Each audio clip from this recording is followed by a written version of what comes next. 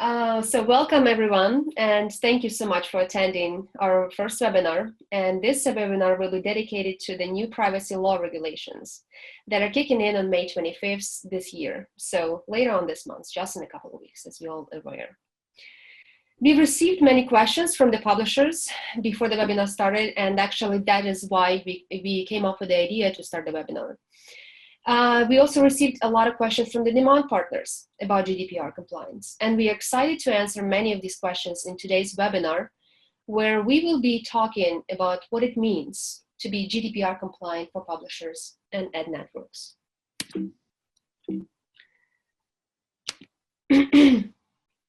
So my name is Natalie, as you all know, and it's my pleasure to be a moderator as well as one of the presenters for today's webinar. I am Chief Operating Officer and Chief Evangelist at Appodeal. Appodeal is the world's first intelligent monetization tool that connects publishers with advertisers hassle-free.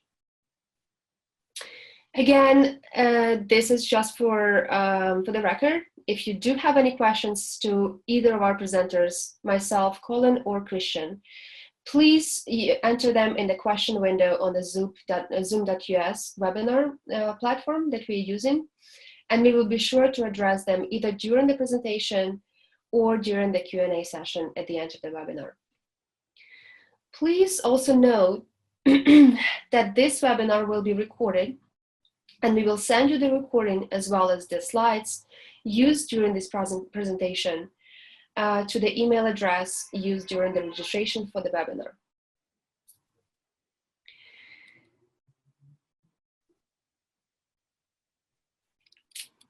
Before we start, I am very happy to welcome our presenters here today. First of them is Colin, as we all heard him just a few minutes ago. Colin is from Vungle, and Vungle is a growth engine for mobile marketers that specializes on in-app video advertising. Colin, can you just take a few moments and introduce yourself here, please? Yes, thanks a lot, Natalie, and thanks for hosting me here as well. Excited to talk to everybody and answer any questions, but I'll keep it short and sweet.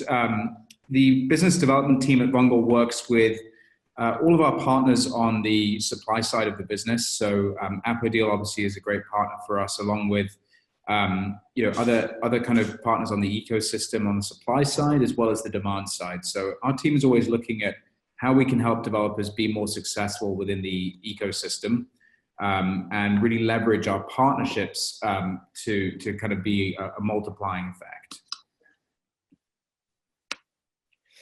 Great. And sorry about this. And our next presenter is Christian. He's business development manager at sealMobile Games.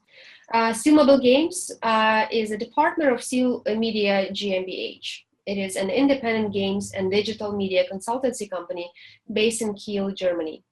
Christian, now it's your turn. Take a few moments, please. Thank you very much, Natalie, and thanks for having me. So my name is Christian, and I'm heading business development here at sealMobile Games in Kiel, Germany. So my role involves platforms and partnerships management, knowledge transfer, and growing our operational and strategic network, meaning at some point I also get in touch with topics like GDPR and take care that my colleagues then take care on the operational level of GDPR. Our team develops and publishes free-to-play games since 2005, back then the golden era of browser-based online games. And in 2015, we transitioned into a mobile games company. And since then, we released 5 mobile strategy games that support iOS, Android, Facebook, Canvas, WebGL, so a lot of different platforms, and of course, also various languages. And right now, we are working on a Viking themed game and are knees deep into developing a brand new mobile game framework. Perfect. All right. So now let's go over the agenda for today in light for GDPR compliance. Today, we will dedicate our time to answering 4 main questions. It is why you must comply with the GDPR and what might happen if you don't comply. What is GDPR's direct effect on your business, whether you're a publisher, an advertiser, or something in between?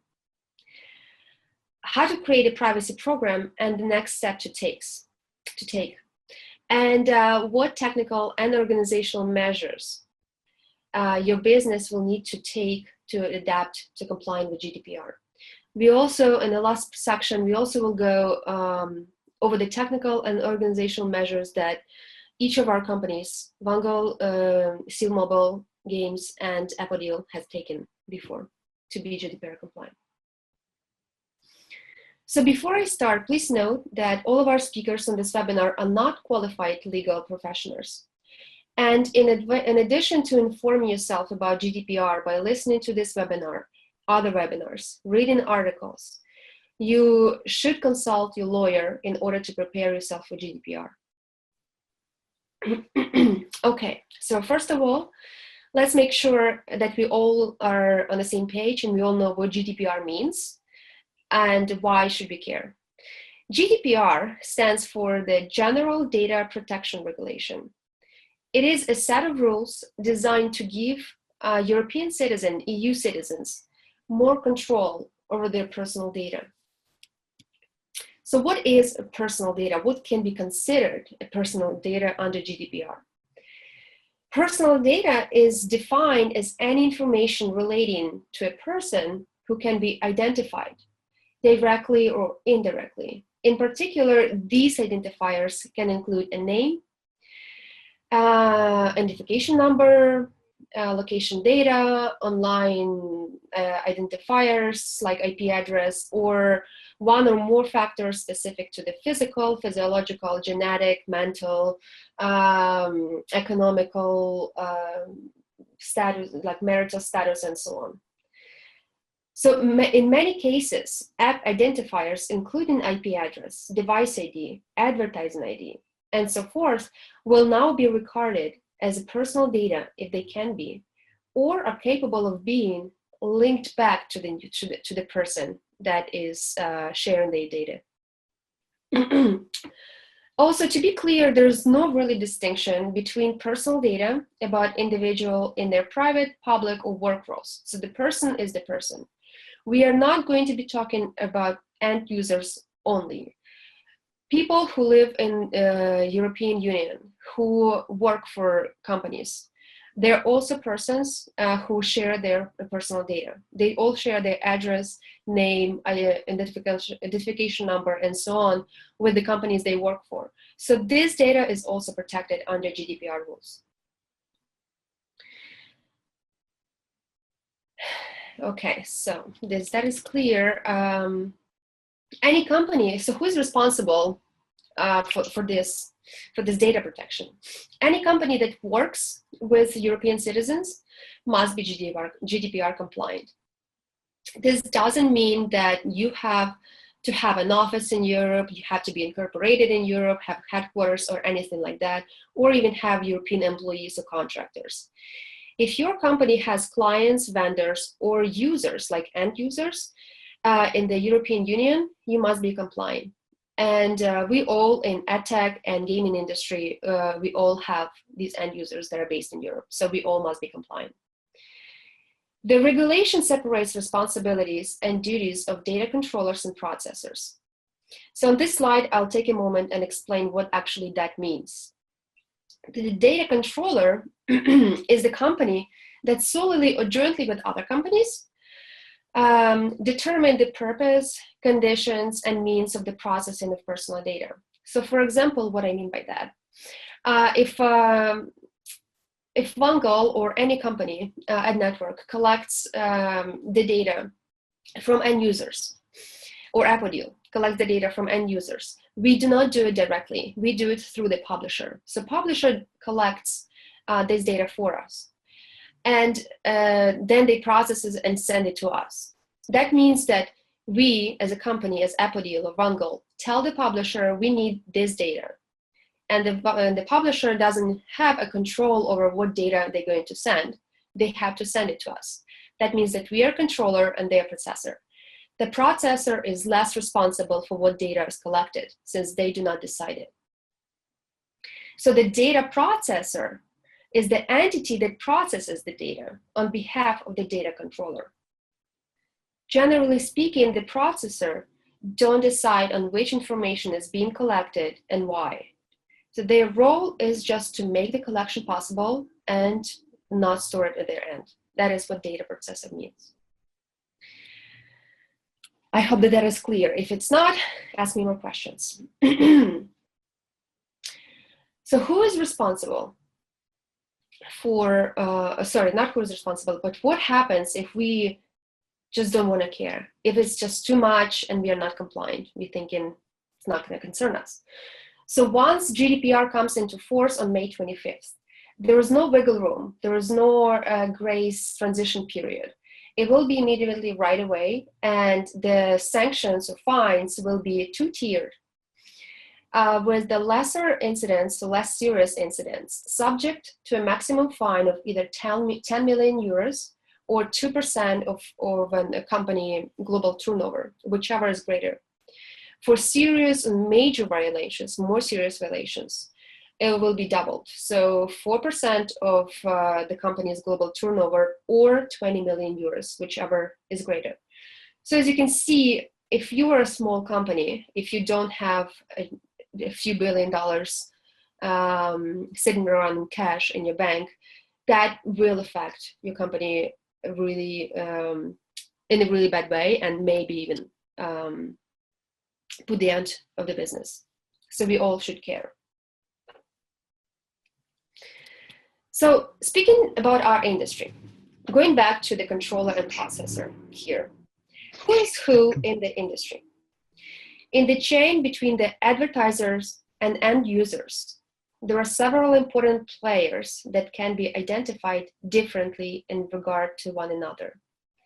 So if you take a look at this chart on this slide that outlines the industry players and the data flow, the black broken arrows mean that the data request will start from the advertisers or ad agency on the left-hand side, and through many, many, many steps will eventually reach the end users on the very right. The red arrows show how the collected data flows back to the requesters, whoever this requester might be.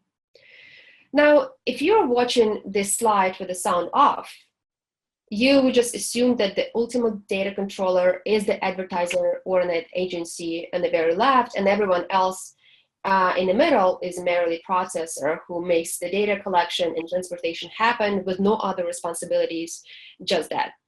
Well, in reality, it's not that simple, just because all and every player in this chain needs some data to perform their services. For example, let me start with Appodeal. We do collect data as the ad mediator. We need this data.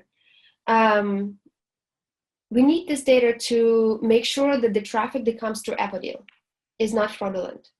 We need this data to provide our other services, like in a real-time auction on behalf of publisher, or an analysis of the traffic that we receive for the publisher to be able to segment the users, and other services. So we as Appodeal, in order to provide services, are also controllers.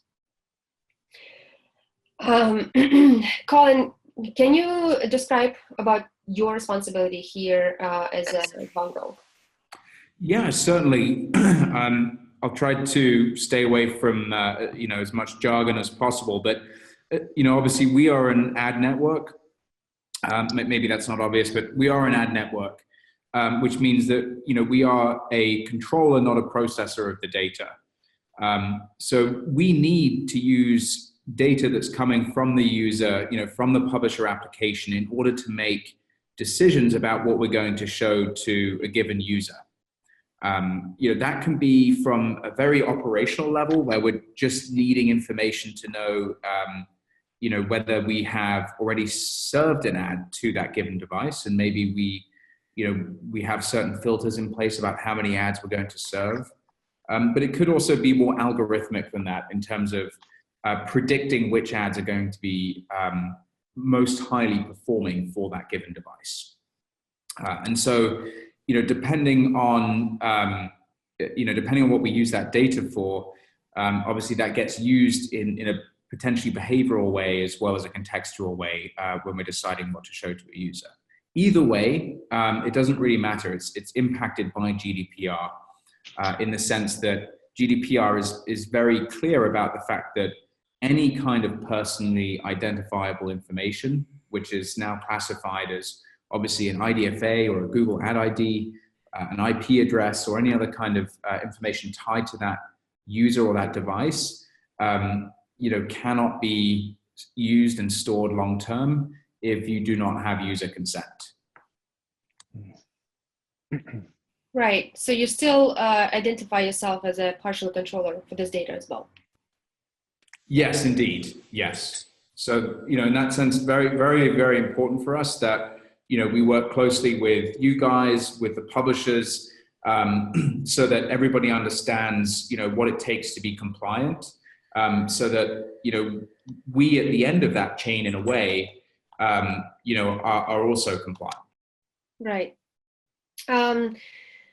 So now it will be really interesting to hear Christian's position on this. Christian, can you take it away? Yeah, sure. Thank you. So I would say that GDPR affects us in sort of a holistic way, because we as publishers, so we develop and publish games, so we are sort of collectors, but also processors. Due to the tasks that we have to achieve, for example, running a successful mobile games business needs two things: great games and tons of data, especially when you have free-to-play games. Talking about user acquisition, you want to optimize your campaigns via events and trackers. When it comes to monetization, you have behavioral data that you use for sales optimization. And when it comes to maybe optimizing game mechanics, you track the user experience and try to find let's call the most interesting and engaging features of your game.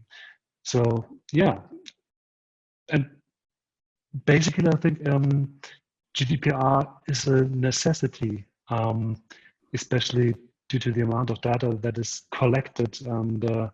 And later, when we're talking about the steps that we took to be GDPR compliant, I will dive a little bit more into these. But one thing that is maybe interesting or was good for us is that we are a Germany-based company and we already have strict privacy laws in place. So there was not that much to do for us. Right. Lucky you. We're born with strict privacy laws. Well, so going back to us, people who are not as under strict privacy laws from birth, let's talk about more about that.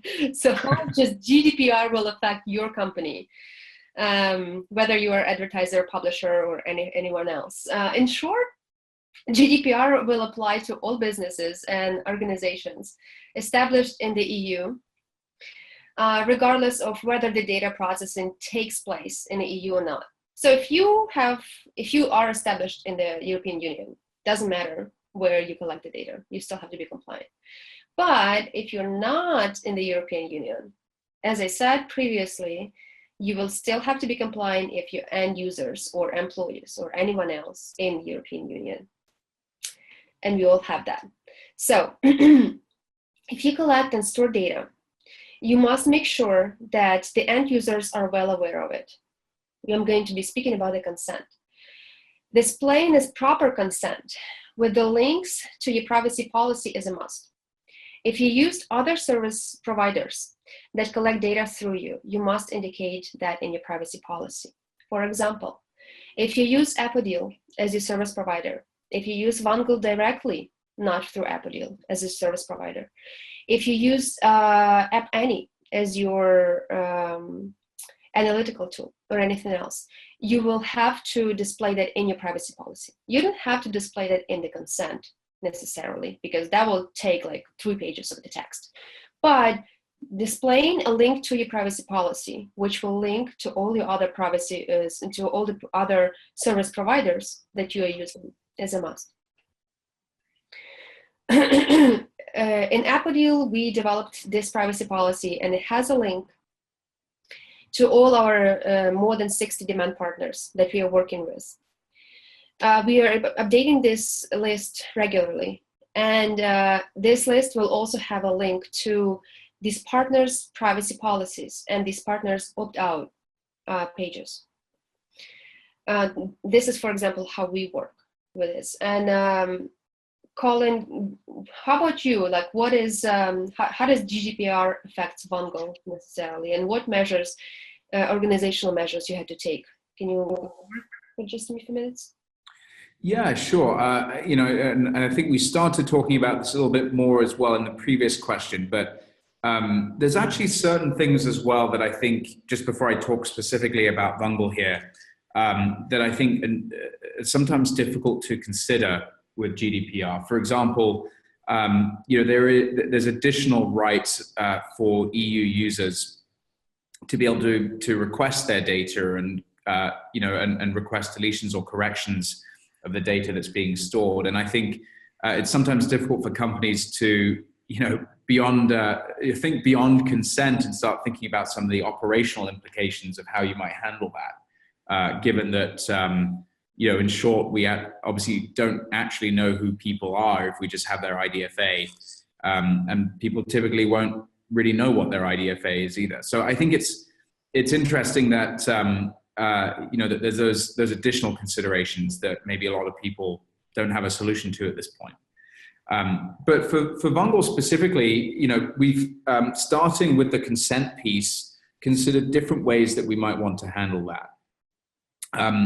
You know, one of the primary concerns that we had 6 months ago was, you know, what do we do if a publisher is not correctly collecting consent or passing consent to Vungle?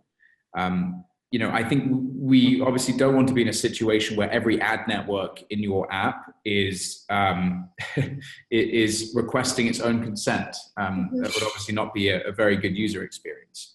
So, you know, that's really where we started already immediately as soon as we sort of understood the implications of GDPR, working with our partners, such as Appodeal, to see how you know, that data could be passed you know, through a single company into all of the other demand partners.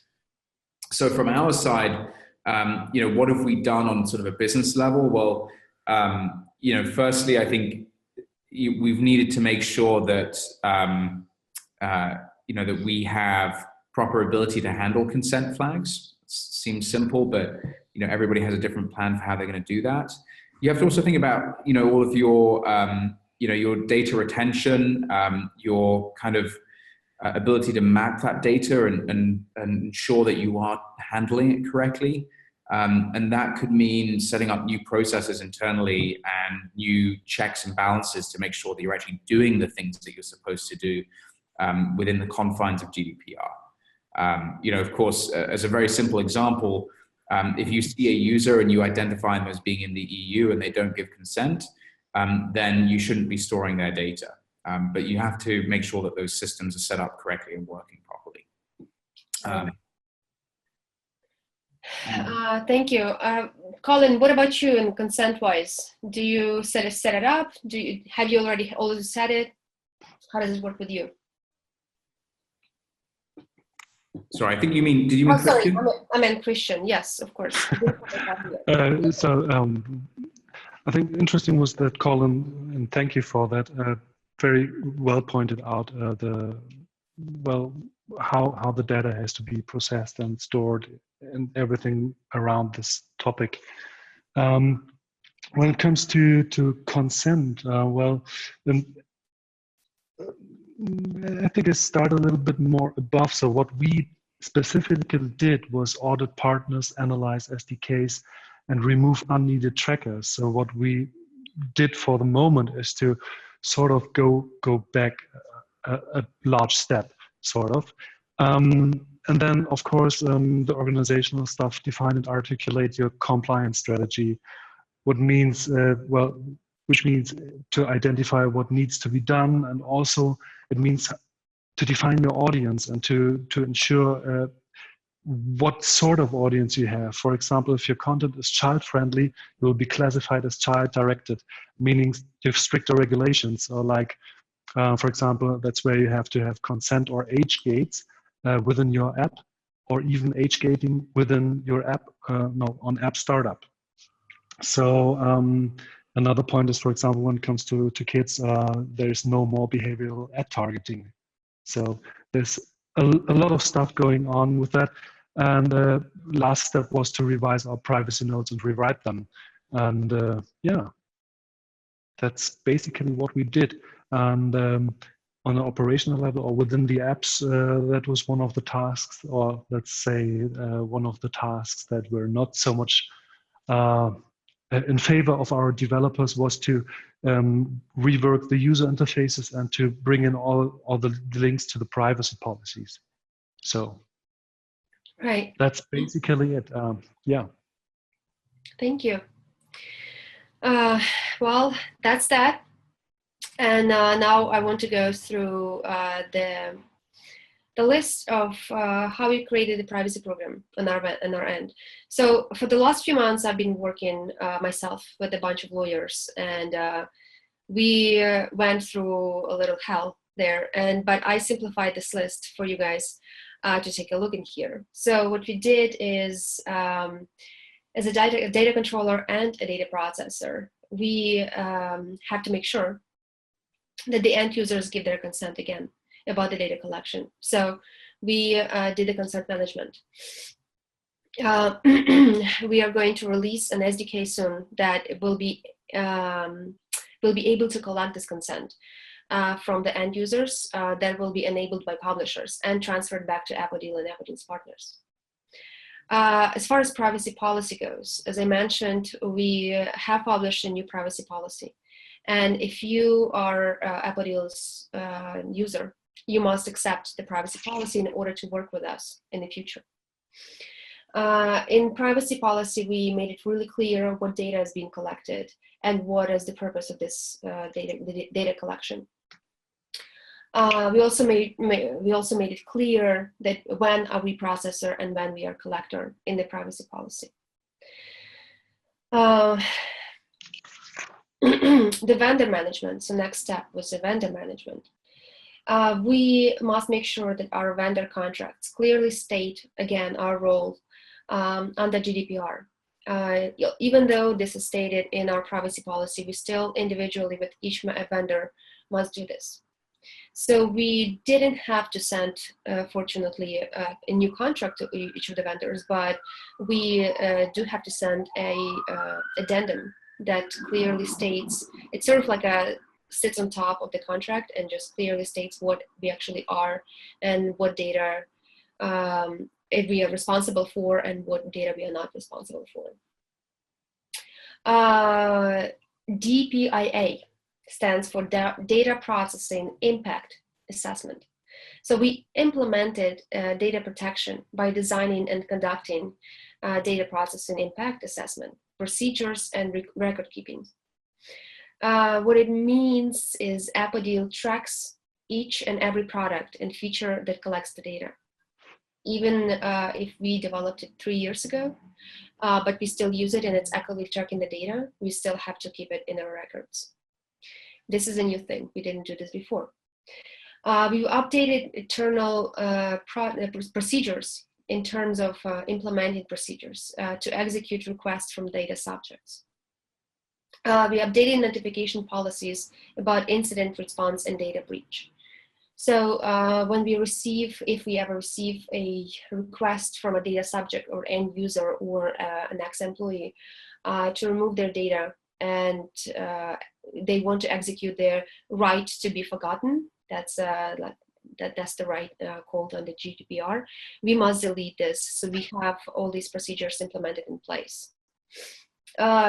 Moving forward, even though we already have everything in place, moving forward, we have to actively demonstrate that we are complying by implementing the existing policies, documenting the GDPR compliance efforts, and so on. So the GDPR, what I'm trying to say is GDPR is not a step. GDPR is a process. And even though it will be effective on May 25th, every day after that, we have to be GDPR compliant. The technical, so this is just a theory for you guys to take to take into account, a simplified list. Now, the technical and organizational matters. I talked about it. We've talked about technical and organizational matters that we've all taken as a mediator, a network, and a publisher on the slide before, on the 2 slides before. But I just want to go over it just a little bit over again and mention that the technical measures that Appodeal takes are driven by our position in the industry. Since we are not the first party in direct contact with the end users, we choose to have the publishers or developers who use Appodeal services to notify the end user that their data is being collected. So just like Colin said a few minutes ago, we want to avoid a situation where an end user is just bombarded with all these consents from every single partner that publisher is using. Appodeal, Vungle, everyone else that they are using. They may be using 30 different SDKs there that are collecting the data. So we don't want to do that. We don't want to spoil the user experience. Therefore, we are asking a publisher to do that for us, and just to include a link in this consent to their privacy policy, and then the link in the privacy policy will be posted to Appodeal's website. That will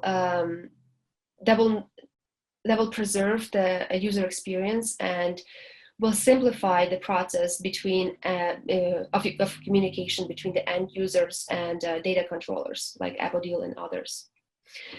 For that, Appodeal is releasing SDK 2.3.3 that will enable this. The SDK is being tested right now, and it should be released within a week.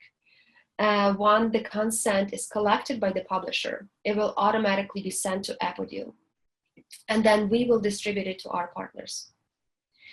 That is the technical measures that we had to take on our side. Colin, do you have anything to add about the technical measures that you had to take in order to?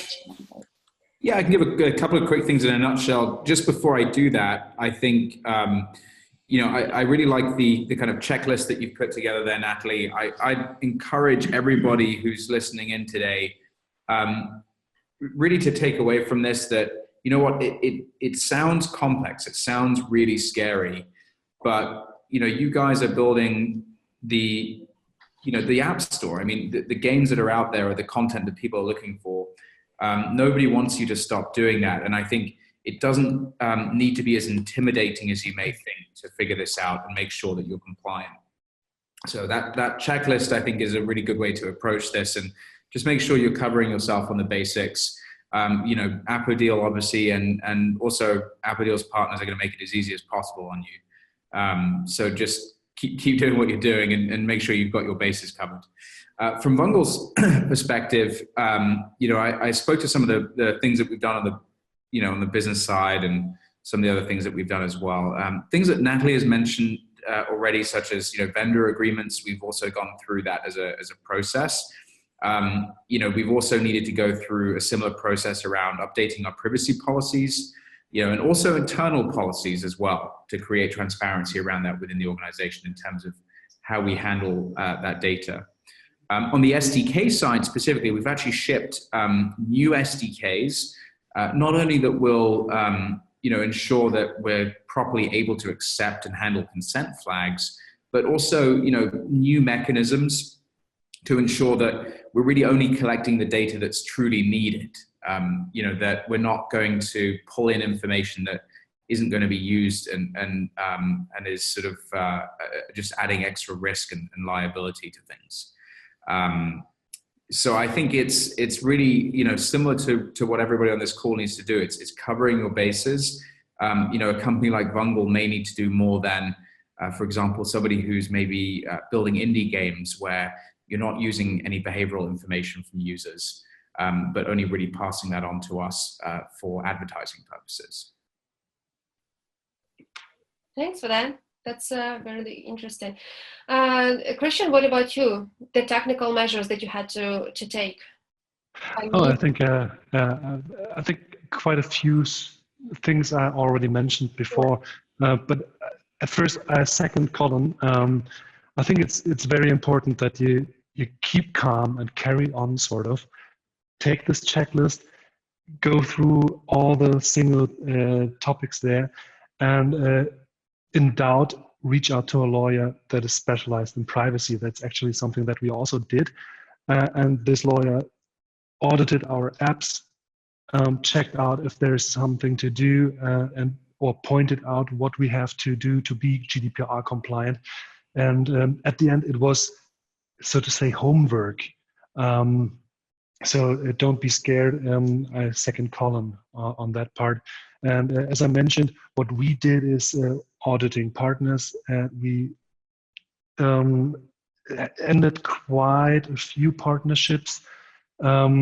And also, for example, when it comes to a support tool that we intended to work with, or support tool supplier we intended to work with, we couldn't enter a partnership because there was no real, well, they could not comply with GDPR. Or so this, you simply have to ensure that all your partners are GDPR compliant, and also this point of the right of being forgotten, or the right to be forgotten.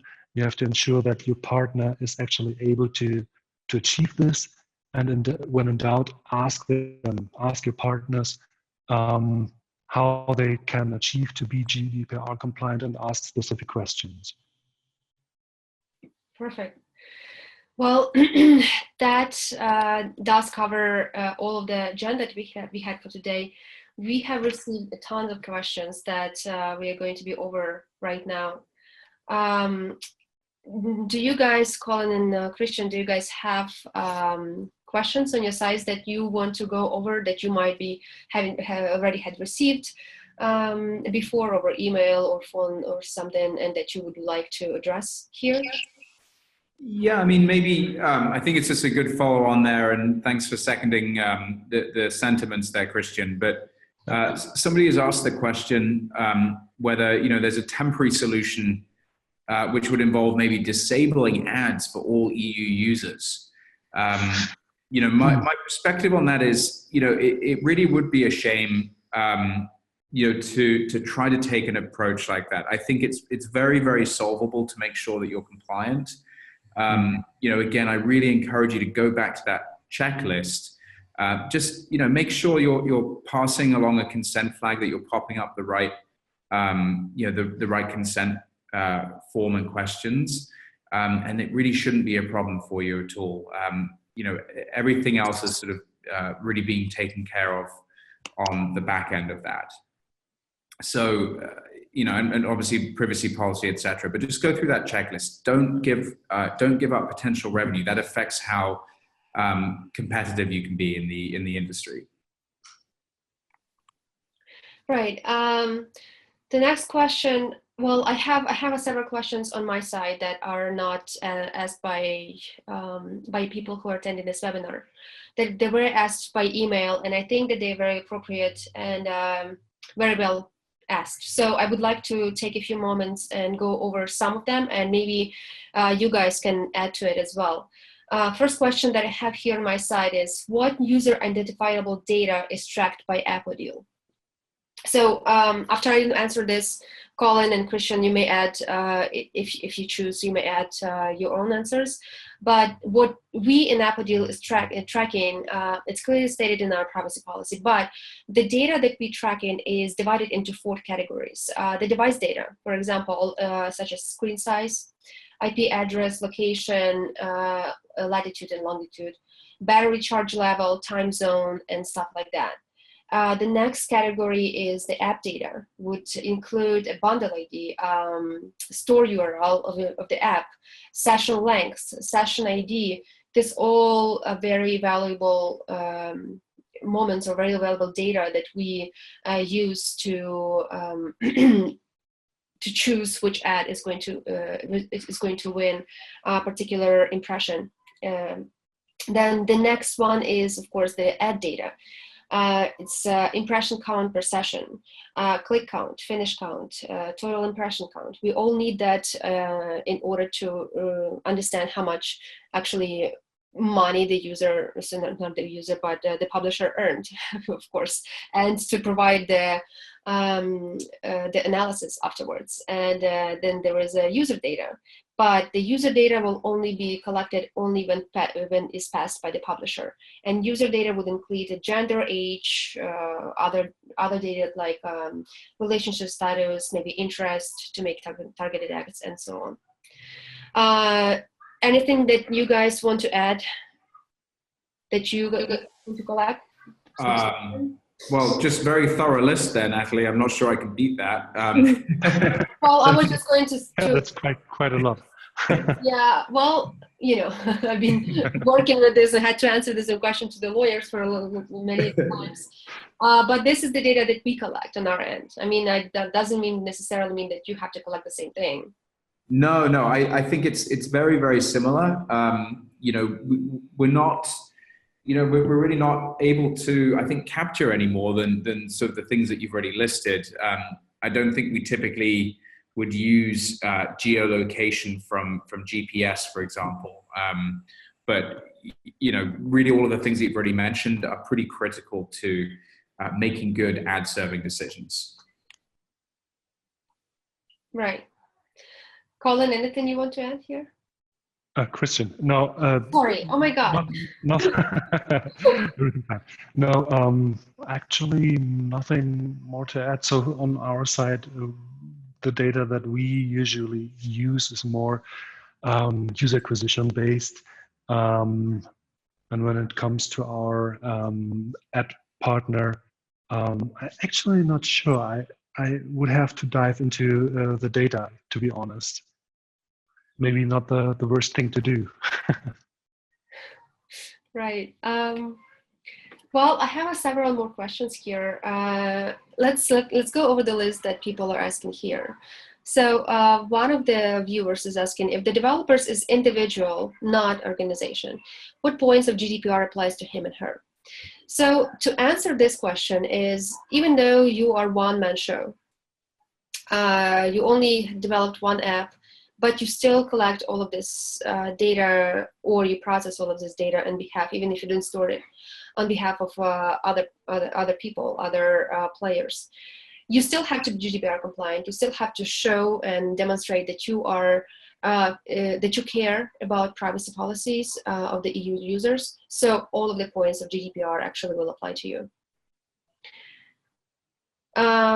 Next question is, what if we just ask the user, are you from EU, before asking for consent, instead of using geolocation? Well, again, providing more than one dialogue, I don't see that this will solve the problem. Besides, many other countries that are not EU also require consent. For example, Privacy Shield in United States of America requires that the users given a consent as well.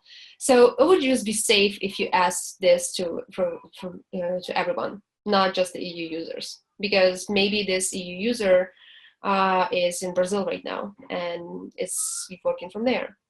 So I would suggest that you are enabling the consent to all of the users that you have active right now, but only once, of course. So once they answered and given the consent or declined or opt out, you don't ask this anymore. And that will protect the user experience.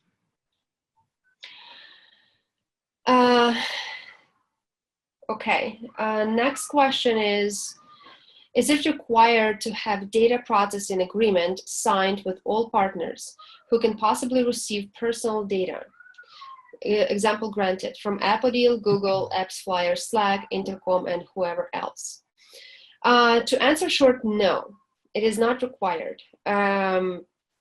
Such companies like Appodeal, Google, AppsFlyer, Slack, Intercom, and whoever else you may be using have thousands and tens of thousands and hundreds of thousands clients. So that is why they are working on such thing as called public Appodeal, which is the privacy policy and terms of service. So by clicking I accept, that means that you already have signed this agreement, say, in a way. So privacy policy is a public agreement available to anyone. Okay, well, next question is, thanks for the response about the temporary solution, but we are simply not able to update our app by May 25th to add the consent. Can you answer if there is a way to disable EU-specific ads? I know it's not ideal, but it's our only option at this point, since we are down to the wire and the SDK is not even available yet. Well, here how it's going to work. If you do not update an SDK and you collect the consent, but it's not transferred to any of your partners by whatever reason, normally partners consider that the consent has been given and they work normally. So it's in your interest to collect this consent as soon as possible, as soon as you have a moment to update this SDK and to start collecting. You don't have to start collecting the consent before you update, after you update the SDK. You can display this pop-up notification right today and not even wait till May 25th, or not wait until Appodeal or other providers update their SDK. If you collect your consent, that takes responsibility off of you and puts it back on the service provider that did not receive this consent. So I would suggest to start collecting the consents from the end users, regardless if you received a new SDK or not, and update the SDK as soon as you can. Okay, next question. We only have about 10 minutes left, so I probably won't have time to answer all of them. But next question that is asked on the webinar is, I have a small app that does not collect any data itself. The only data collected is by the ad networks, in this case, Appodeal, which is not an ad network, but okay. Do I understand correctly on what I need to do regarding GDPR compliance? 1, show consent for a user once. And 2, mention in my own privacy policy that Appodeal is collecting data through my app. 3, update Appodeal SDK in my app. Yes, that is correct. However, I also mentioned that GDPR doesn't only cover end users. It also covers people who work for you, and if they are located in the EU, you will have to protect them in your own company as well. But those 3 points that you displayed here are essential. Yeah, so I will start with that. As a publisher in EU, do we have to create any internal legal documents to be compliant with GDPR? So again, I'm not a legal advisor, an authorized legal advisor, but from my experience and from my understanding, yes, you do. You have to create an internal processes that will cover the process that you guys are implementing within your organization. For example, what do you do when there is a data breach? What do you do when a data subject or end user or your employee reaches out and says, I want you to delete this data immediately? What do you do if somebody doesn't give a consent? Who is responsible in your organization for processing privacy data in your organization? So yes, you have to have all of those documents in place. They don't have to be publicly available at all. I mean, in fact, they can't be publicly available, but in case there is ever a checkup from the government, you have to have those documents in place. And of course, the public activities such as consent collecting should be, and privacy policy published on your website should be the first thing that you do. Okay, so it looks like we are done with all the questions that we had here, unless anybody else has any more questions that we can answer. I can go and read a few more questions that we received on the email. Yeah, sure. So, okay. Next question that I have on the email is, does the consent dialog list all the third-party networks that Appodeal shares information with? This is a good question, but to answer it is the text and the consent will be created by a publisher, not by Appodeal or by other third-party networks that Appodeal works with. But we don't recommend to make this list within the consent, because the consent is only one small window, like an interstitial size. You simply don't want to insert your privacy policy there and privacy policy of every single partner that you work with. So just inserting a link that will lead to your privacy policy within this consent will be sufficient, or inserting a link to opt out will be sufficient. Now, in Appodeal, we actually have written several blogs on these topics, and one of the blogs actually has the examples of the consents, the suggested examples of the consents. And after the webinar is over, I will be happy to send these links to the blog posts to all the registrants, so you guys can look at them and read more and learn more as you go. One quick note, Natalie, if I may. I believe there was an opinion from one of the working groups, one of the GDPR working groups within the EU, that states that where there are multiple sort of joint controllers of the data, in other words, multiple networks that you're working with in this case, that you should be naming all of those organizations in your original consent.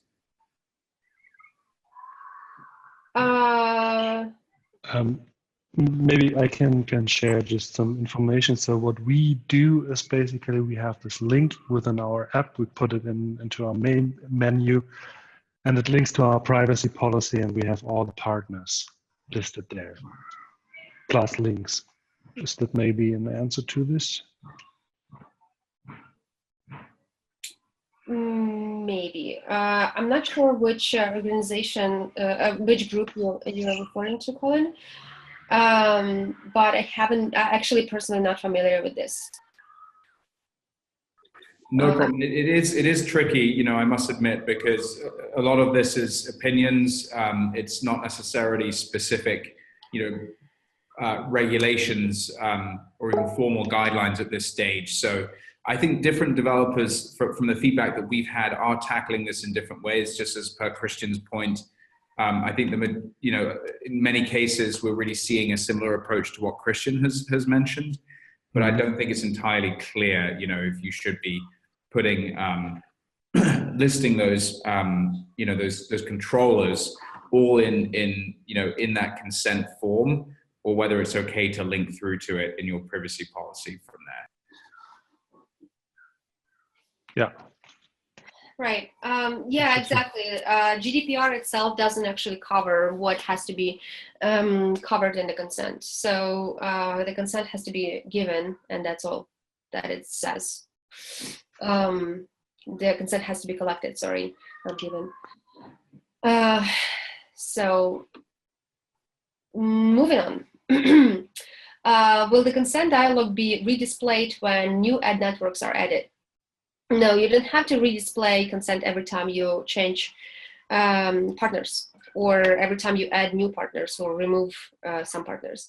What you have to do is to change it on your site. So on your publicly available privacy policy, or publicly available privacy policy, sometimes, as an Appodeal case, for example, has a link to a list of the partners that you're working with. And you only have to update this list. So you don't have to collect the consent every time you add or remove any of the partners. Next question is the consent dialog localized in the user's language? To answer that is, well, you don't have to localize it, but I would assume it's in your best interest to localize the consent, to translate the consent to the same language as the app is being used for right now. So if it's in German language, that would be nice to actually have the consent in German language, not in English, and so on. Does the consent dialog tell the user how long their data will be saved for? No, it doesn't have to say that at all. How long the data is held for by Appodeal and integrated ad networks. So I cannot speak for integrated ad networks because this is all their own personal thing. But as GDPR states it, is that personal data must be kept no longer than is necessary for the purposes of which the personal data are processed.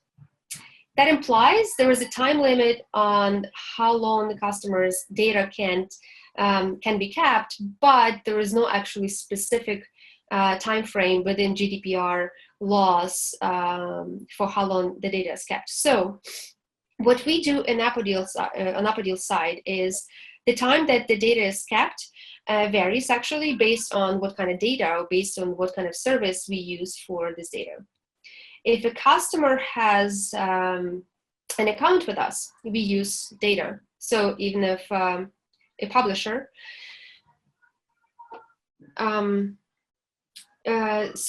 so even if the publisher is located in the EU and we collect their data such as email address, name, payment information, and so on, of course, we're going to be keeping this data for as long as the customer is with us, is active with us. And even after the customer leaves, we delete certain information, such as payment information, but we keep the rest of the information for as long as we need to make sure that other services are met. For example, fraud purposes, for outstanding payments, for sales and marketing efforts, and answering questions, and so on. Of course, that doesn't mean that we will keep this data forever. And if we receive a request to delete this data from a data subject, we would do so within 30 days. For services where we are processor, we keep the data according to the instructions we receive from the controllers. But again, we do not have right to keep it if we receive a specific request from the data subject to delete it. We just received another question, and we are being asked, can you give an example of how a publisher can keep records of user consent? Do we need to set up a server? If so, what data is necessary to keep? I'm not going to give this answer because really it's not my place to answer this. This is a publisher's, this is your own place to decide which data you're going to keep a record of, which whether you're going to set up a server or not. And of course, you need to specify in your internal documentation where you keep the data, why you keep the data, what's going to happen if the data is compromised, and so on. But I am sorry, but I cannot dictate like what do you have to do in this. This is solely your decision. And another question is how actually the right to be forgotten will be realized. I believe this is executed. If the player contacts the game developer, I want my data deleted.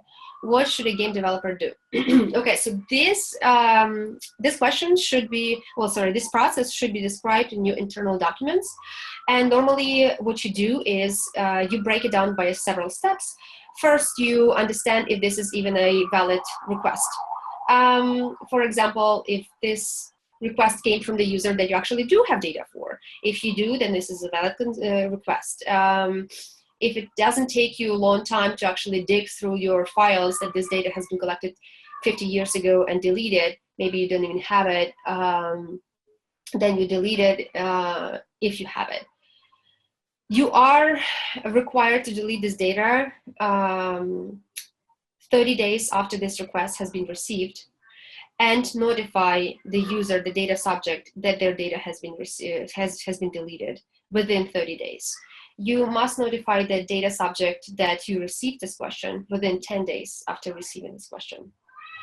And that's pretty much I think that this should answer this question. And it's after 11 already here in San Francisco. So, and after 8 maybe in... Yeah, 8 p.m. exactly. So I think that we will be wrapping this up unless unless you guys want to hang around, because I'm going to wrap this up. And we are going to send this recording to you shortly after it's uploaded to cloud. And of course, I'm going to share also the slides with you. So I hope that everyone had fun. Not really, probably, but learning about GDPR. And thank you so much for taking the time and attending the webinar. Again, I will remind you that we will be sending out a short survey that will take about 2 minutes to answer. Very few simple questions. And if you do have those 2 minutes, I would really appreciate it if you actually took time to answer. So in the future, we can create the webinars more.